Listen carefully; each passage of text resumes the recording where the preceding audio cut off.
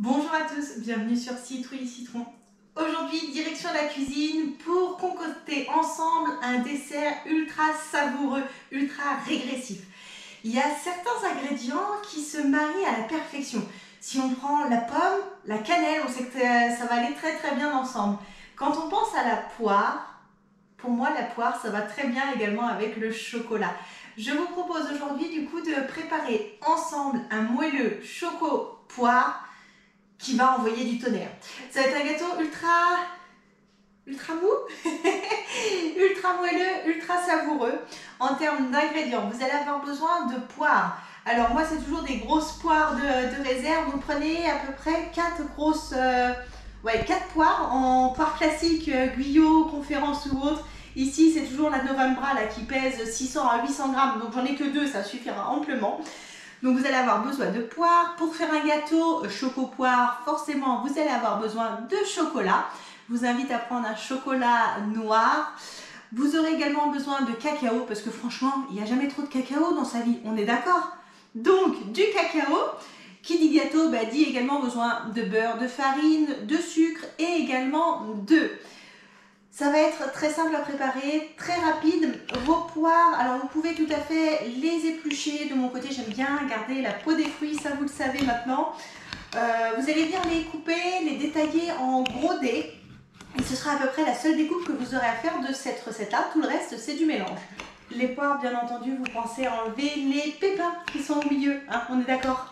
Deuxième étape, vous allez faire fondre le beurre et une fois qu'il est fondu, vous allez venir rajouter le sucre et vous allez fouetter jusqu'à obtenir un mélange qui est bien mousseux.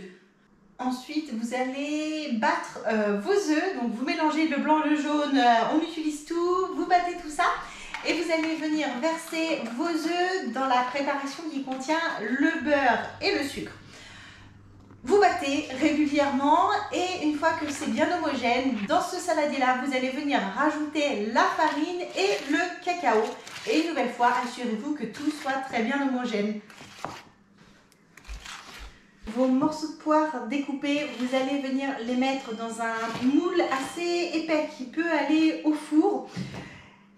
Et sur ces poires-là, vous allez venir étaler votre préparation là, de cacao, farine, beurre, sucre, tout ça, vous allez venir le répartir sur les poires.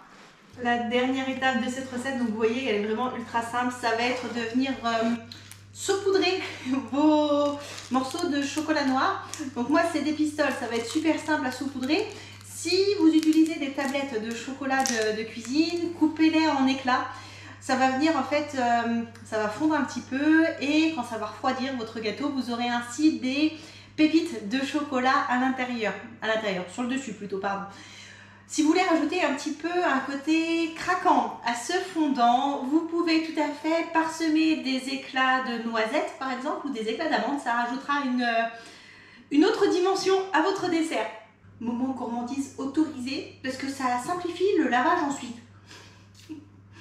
C'est l'avantage aussi de faire ces recettes soi-même, c'est qu'on peut se faire plaisir en cours de route. C'est un petit peu la récompense à mi-parcours avant de pouvoir savourer le fruit de ses efforts. Ensuite, au four pour une trentaine de minutes. En fait, vous savez que votre gâteau, alors je suis pas sûre qu'on puisse appeler ça vraiment un gâteau, mais que votre dessert, vous savez qu'il est prêt lorsque la surface elle est légèrement craquante. C'est une espèce de moelleux. Donc, l'astuce de planter le couteau dans la préparation pour savoir si c'est cuit et quand le couteau ressort propre, c'est signe que c'est cuit, ça ne marchera pas dans la recette là parce que les poires vont venir relarguer l'humidité qu'elles contiennent. Donc l'astuce du couteau ne marchera pas. Restez à peu près sur une demi-heure de temps de cuisson jusqu'à ce qu'il y ait une petite croûte en surface. Le four vient de biper, on met ça au four, c'est préchauffé.